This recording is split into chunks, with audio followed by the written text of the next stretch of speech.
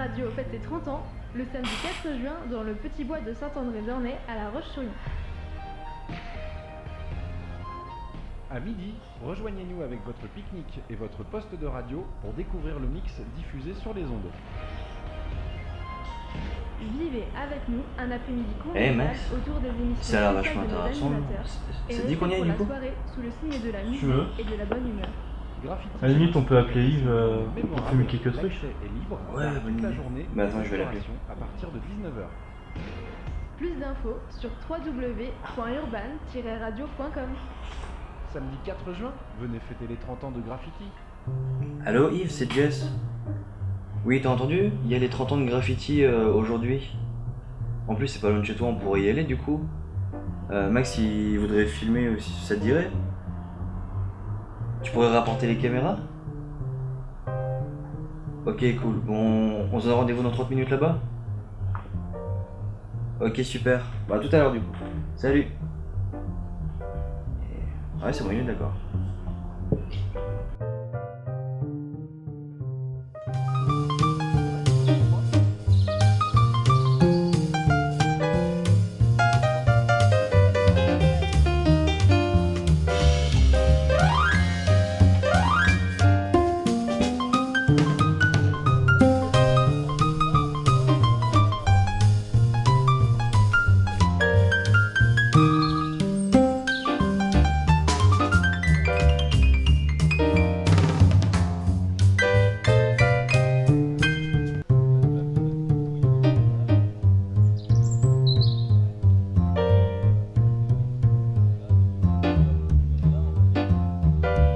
Faire quelque chose, oui. 1, 2, 3, tu m'entends? Ouais, c'est bon. Ok, ok.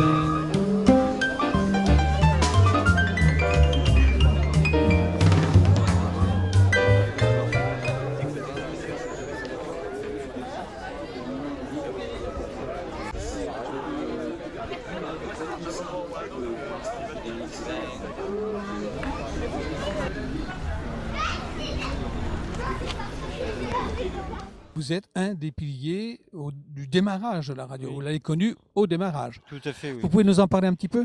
Parce qu'en fait, donc en 86, moi j'étais animateur d'un club prado, qui était situé à l'époque rue Pierre-Oliveau. Et dans le cadre de ma formation, j'ai eu comme projet de créer une radio libre. Enfin, une radio FM, quoi. D'accord, oui, c'est à la grande époque de Voilà. la libéralisation des ondes, on va dire Oui, ça comme oui, ça, on va dire ça à comme l'époque de Mitterrand. Voilà. Parce que D'accord. bon, à cette époque, bon, nous, au club Prado, les jeunes s'amusaient, ils avaient à disposition 2 platines et puis pour jouer un petit peu au top 50 de l'époque. Et on s'est dit qu'il manquait pas grand-chose pour faire une radio, simplement un tout petit émetteur. Alors, vous avez acheté le matériel? Alors, il y a un de mes collègues qui s'appelle Stéphane Chabot, qui était relativement fort en électronique et en construction. On a acheté le matériel pour construire un tout petit émetteur qui émettait, au début, si vous voyez un petit peu la rue Pierre-Oliveau, qui émettait de l'ancienne école maternelle jusqu'au Ouais. feu tricolore. Ah Zone d'émission 50 à 50 100 mètres. Voilà. Mais D'accord. bon, c'était suffisant pour nous donner l'idée. Et moi, comme j'étais en formation Léo Lagrange, formation d'animateur professionnel à Nantes, dans le cadre de ma formation, j'ai eu comme projet de créer cette radio libre. Donc, je suis allé faire un stage à Radio Picton, qui était situé à Luçon. À Luçon, oui. Oui. Eux, après, ils nous ont fourni un émetteur pour l'été, parce que l'été, initialement, la radio ne devait fonctionner que l'été 86. Ah oui, d'accord. De juillet à septembre, quoi. D'accord. Le Oui, temps d'un été. c'est un projet de vacances, en Voilà, quelque sorte. projet de vacances, projet d'activité. Sauf qu'à la fin de l'été, les jeunes ont été passionnés par la radio, et puis à la fin de l'été, ils n'ont pas eu envie de laisser tomber. Alors pour la créer, cette radio, il faut quand même des autorisations, il faut quand même Pour avoir tout le vous dire, quitus pour tout vous de la dire, mairie. au début, été 86, on n'a pas pris le soin de demander des autorisations. On a été voir quand même la municipalité qui nous a couverts. Donc M. Auxiette, maire à l'époque, nous a dit on vous couvre, mais on n'a pas fait la démarche de demander l'autorisation. À cette époque, je ne sais même pas si c'était le CSA ou autre chose. Enfin, Peut-être pas, mais enfin, ouais, il y avait sans doute quand même une structure voilà. qui devait chapeauter ça, je suppose. Oui, mais bon, on a fait sans. Donc c'est une belle aventure quand même. Très belle. Bon, il y a des bons souvenirs quand même, parce que première été, par exemple, 86, où Radio Picton nous avait prêté un émetteur. Bon, techniquement, notre zone d'émission, c'est pas très fiable, et on brouillait un petit peu autour. Ce qui veut dire qu'on brouillait surtout les voisins des télés. La télé des voisins. D'accord. Par exemple, il y avait un voisin très proche de la radio qui ne pouvait pas capter Antenne 2 à cette époque et la retransmission du Tour de France. Ce qui veut dire qu'entre 15h et 17h, on était obligé d'arrêter d'émettre pour qu'ils puissent regarder le Tour de France. Fallait pas le dire, le jeudi à 22h et en rediffusion le samedi à 9h. Politique, santé, sport, insolite, culture, médias, people. L'émission subversive de Graffiti où tous les débats sont permis avec humour.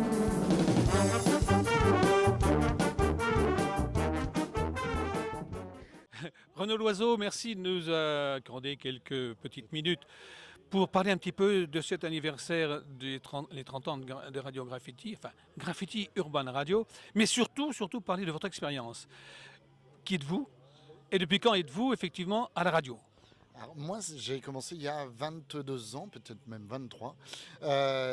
Et donc, en tant que bénévole, j'avais envie de faire de la radio depuis déjà quelques années. Et je suis venu ici et très vite, j'ai eu ma première émission. C'était au mois de juin en plus, donc c'est aussi un anniversaire pour moi au mois de juin. Et ça a commencé un été comme ça, un peu comme Graffiti. Puis voilà, 23 ans après, je suis encore là, en ayant traversé pas mal d'époques. Et c'est ça qui est intéressant. Votre émission, c'est quoi ? Alors, l'émission d'aujourd'hui, enfin depuis, elle doit voir maintenant 4-5 ans, ça s'appelle Fallait pas le dire. C'est l'actualité complètement débridée, on en parle un peu comme on en parlerait autour d'un comptoir, avec quand même comme base les articles de presse, mais on parle aussi bien de la santé, du sport, de politique, et le tout vraiment en s'amusant et en prenant ça un peu plus à la légère, entre guillemets, même si des fois il y a des débats très sérieux. Et voilà, ce genre d'émission là, c'est aussi un aboutissement. C'est-à-dire que j'aurais pas fait ça les premières années. Les premières années, on est plus balbutiant, on teste des choses. Je me suis beaucoup cherché. Moi, j'aime travailler en bande, et ça, c'est un vrai plaisir. Cette émission, c'est entre 3 et 6 chroniqueurs en fonction, avec aussi le plaisir de faire découvrir des humoristes, notamment là Thomas Delaporte, qui a commencé il y a 3 ans dans l'émission, puis qui fait son bonhomme de chemin, et ça c'est quelque chose aussi dont on est fier. Un morceau d'histoire du rock.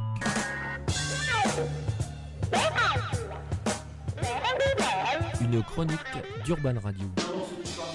N'hésitez pas à aller sur les pages Facebook de l'émission ou sur le www.urban-radio.com pour avoir la playlist, voire télécharger le podcast de l'émission.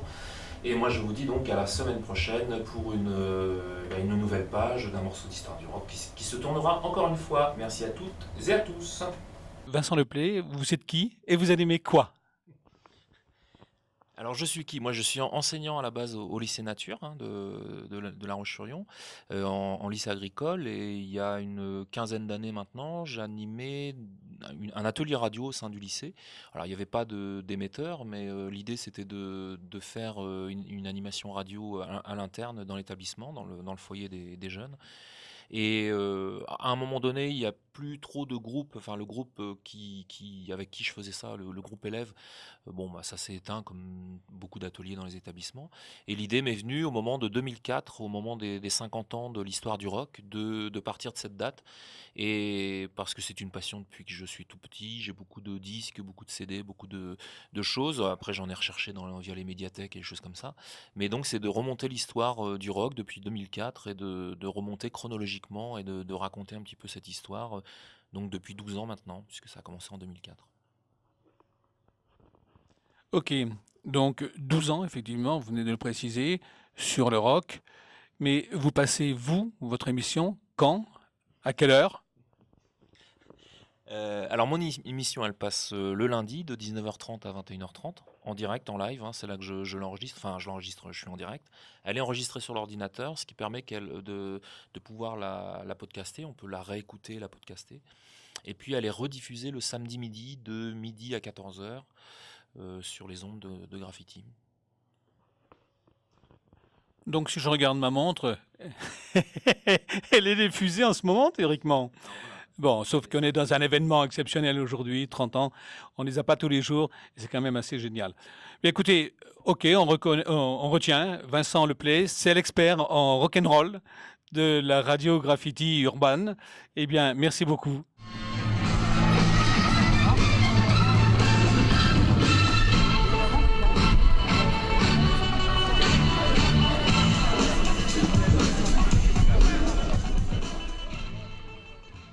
Vous êtes, si je ne dis pas de sottises, l'animateur principal de cette radio, journaliste animateur. Depuis un certain temps. Alors justement, je vais vous poser la question, depuis combien de temps? Alors salarié depuis 2009, donc là je compte 7 ans.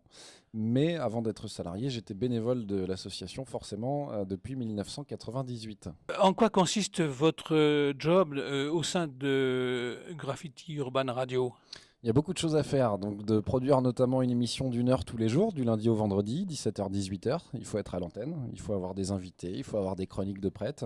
Il faut être là aussi, tant qu'à faire, si c'est en direct. Ça peut être en enregistrement, mais souvent en direct. Et puis il y a toute une partie, celle que les gens ne voient pas. Quand je dis que j'ai que 5 heures d'émission par semaine, ça peut paraître surprenant, mais il y a tout le reste. Il faut programmer tout ce qui passe à la radio. Il y a quelques années, on mettait les disques les uns après les autres. Aujourd'hui, c'est l'ordinateur, mais il faut quand même le préparer. Il faut lui dire ce qu'il y a à faire. Et il y a d'autres choses à côté, tout ce qui est de la partie technique, il faut gérer pour que le matériel marche. Et toute la partie aussi des ateliers radio, puisque en 2015, par exemple, c'est 250 jeunes qui ont été reçus à la radio ou pour lesquels on est allé à leur rencontre dans les collèges, les lycées. Donc des classes de 25 par 25, ça va vite. Donc on voit beaucoup de monde et des ateliers, ça prend beaucoup de temps aussi. Donc on vadrouille un petit peu partout. Il faut penser préparer l'émission, fournir une émission par jour. Voilà. Il y a tout un travail, en plus du travail au quotidien, pour lequel on m'appelle l'animateur journaliste. Le but, c'est quoi, hormis le fait, bien sûr, d'initier? Mais est-ce qu'il y a des jeunes, un jour, que vous retrouvez ici ou qui vont ailleurs? Absolument, ça arrive. Il y a aussi des choses très drôles. Il y a des jeunes qui participent pendant l'été à des choses comme Art Vacances, donc des choses proposées par la ville de La Roche, des 10-12 ans. Ils arrivent au collège et au collège, on leur dit il y a une classe média. Si tu veux, tu peux aller dedans. Et le jeune choisit la classe média parce que pendant l'été, il a fait de la radio. Et il se retrouve en classe média à faire de la radio une nouvelle fois pendant un atelier au cours de l'année. Là, par exemple, en février-mars, on travaillait avec le collège des Gondoliers, juste à côté, et on trouve ces mêmes jeunes du quartier qui sont contents de revenir. Et du coup, on espère que dans 3-4 ans, ils deviennent aussi peut-être bénévoles de la radio. Ça fait partie de ça. Et il y a quelque chose qu'il faut ajouter aussi sur les ateliers, au-delà de la partie initiation à la radio, au médium, il y a ce qu'on appelle la partie éducation aux médias. C'est savoir écouter, voir, lire les journaux, comment on doit prendre un sujet. Quand on regarde quelque chose à la télé dans un journal, on a le droit de compléter avec ce qu'on a lu aussi le matin dans le journal. On a le droit de compléter avec une bonne émission sur une autre radio. Voilà. Il faut expliquer aussi aux jeunes que la vraie information n'est pas simple et unique sur un seul média. Voilà, il faut aller regarder un petit peu ce qui se passe autour. D'où, des fois, peut-être je l'explique jusqu'au bout, mais on a un petit atelier qui s'appelle le vrai faux de l'info. Et c'est de faire écrire aux jeunes une vraie brève, sortie peut-être d'un Ouest France. Voilà, on prend une info, on va la réécrire pour faire de la radio. Et on va aussi leur demander de fabriquer une fausse information. Et quand on fait écouter ces deux vraies et fausses informations, certains nous disent que peut-être la vraie serait en fait la fausse, parce que c'est tellement bien retranscrit ou expliqué qu'on peut faire croire n'importe quoi. Donc c'est aussi cette partie-là de l'éducation aux médias, qui est de leur faire détecter des choses, ou comment on retrouve une source, comment on va chercher une deuxième fois peut-être sur Internet.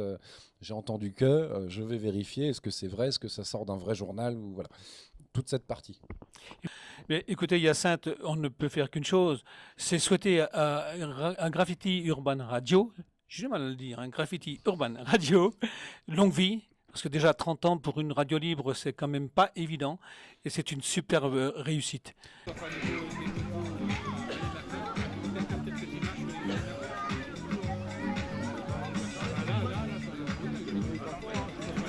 Alors quand on est directeur d'une radio comme celle-ci, quels sont les soucis du quotidien ? Alors les soucis du quotidien, souvent c'est de gérer le budget. C'est une des grosses contraintes qu'on peut avoir, surtout actuellement, où des fois les subventions peuvent être mises en cause et tout ça. Sachant que nous on a quand même aussi développé beaucoup de projets aussi pour pouvoir faire face aussi des fois à ces baisses de subventions. Mais il faut savoir qu'aujourd'hui, même quand les subventions restent au même niveau, le problème qu'on rencontre souvent c'est que tout le reste augmente. Les charges, tout augmente. Les mutuelles, je ne vais pas rentrer dans ce détail, mais voilà, c'est une des préoccupations, on va dire, sur mon poste. Après, pour le reste, je dirais, c'est plutôt du bonheur, parce que on rencontre plein de gens, on monte plein de projets avec plein d'associations du territoire lyonnais.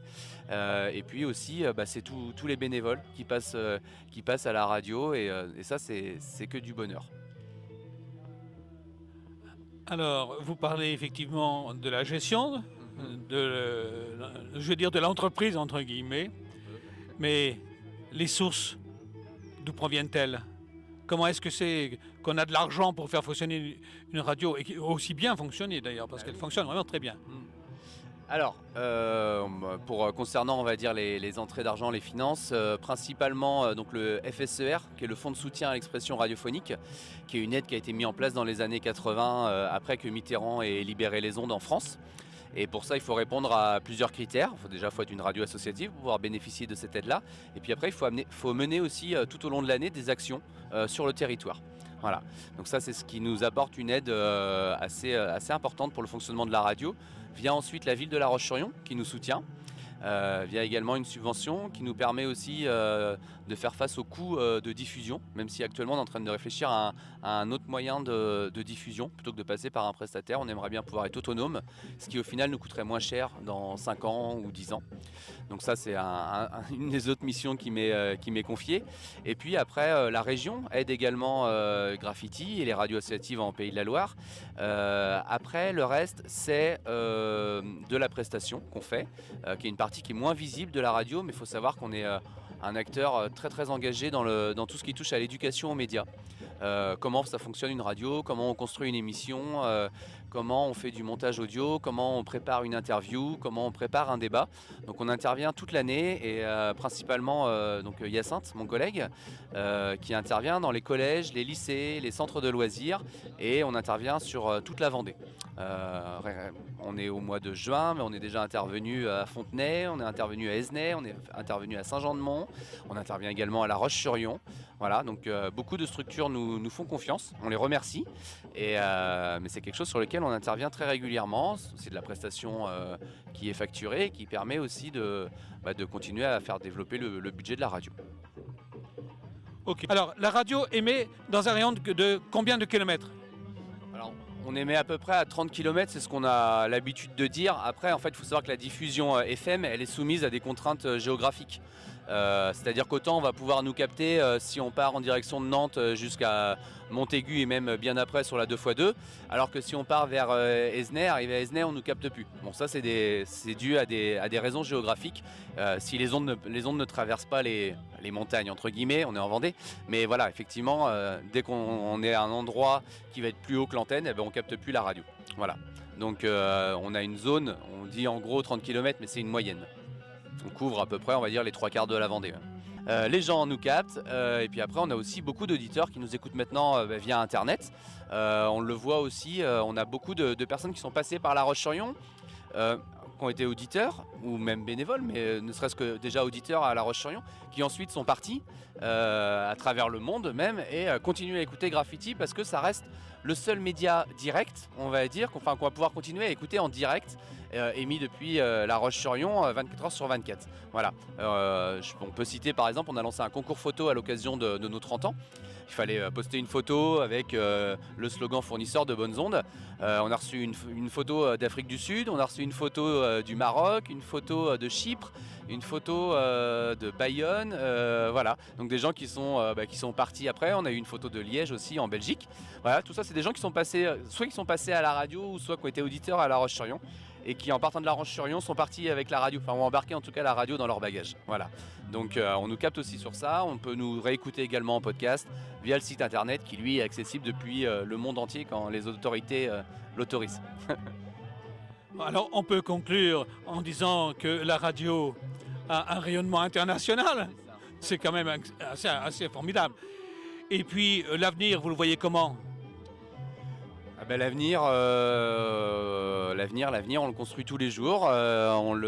Effectivement, on travaille effectivement beaucoup là sur la recherche d'un terrain. On recherche 50 mètres carrés entre le centre-ville et les flâneries pour pouvoir installer un pylône, pour pouvoir être autonome dans notre diffusion et équilibrer nos budgets. Ça, c'est vraiment un des gros projets qu'on a actuellement.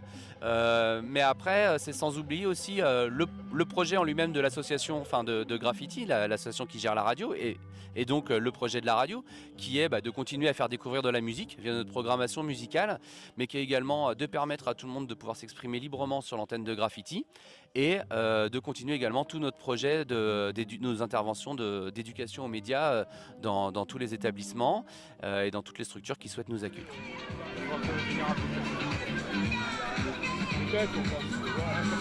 Florent Sorin, vous êtes un des piliers de l'association Graffiti Urban, Graffiti Urban Radio. Oui. Et en fait, j'ai appris qu'en plus, vous étiez le nouveau président de l'association. C'est ça. Alors, je vais vous passer la sucette. Oui. Vous pouvez nous en dire un peu plus. Et ce qui nous intéresse particulièrement, c'est le rôle du président et les orientations que je suppose vous allez effectivement impulser à la radio. Alors bonjour à toutes, bonjour à tous, oui c'est Florent, Florent Sorin, nouvellement président effectivement de l'association Graffiti depuis vendredi dernier, suite à l'assemblée générale qui a eu lieu. Je suis effectivement animateur moi depuis 2011 sur Graffiti FM. J'anime Graffiti FM, non, qu'est-ce que je dis, Graffiti Urban Radio. J'anime la chronique Bouquin, l'émission des livres et de ceux qui les dévorent. C'est une chronique littéraire d'une demi-heure dans laquelle j'essaye de donner envie de lire en théâtralisant un peu ma lecture avec de la musique derrière, en donnant un ton un peu fantasque. J'essaye pour un peu démystifier tout ce qui est la littérature et le média autour de la littérature qui est souvent un peu pompant ou mal amené, je trouve. Donc voilà, c'est ma place. J'ai donc à la place de la présidence, eh bien, quel est le rôle du président? C'est aussi être à l'écoute d'abord des salariés.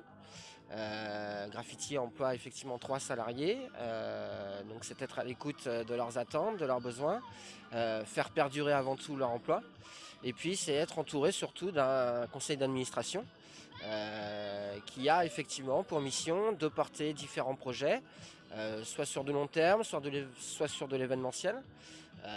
Nous, notre mission, ça va être de faire perdurer tous les bons côtés actuels de l'association et de Graffiti. Et puis on va se pencher très certainement sur des sujets de fond, un peu comme la programmation musicale par exemple, ou peut-être les jingles qui seraient temps de remettre à jour, et tout un tas de choses qui concernent la radio en interne et les oreilles des auditeurs. Donc pour le moment, c'est les grands axes qu'on a décidés. Et puis au long de l'année, il est possible que il y a des idées qui viennent au sein du CA pour de nouveaux projets, pour de nouveaux événements, c'est possible. Donc ce sera à nous tous réunis soit de les mettre en place, ou en tout cas d'avoir la réflexion à propos de ça.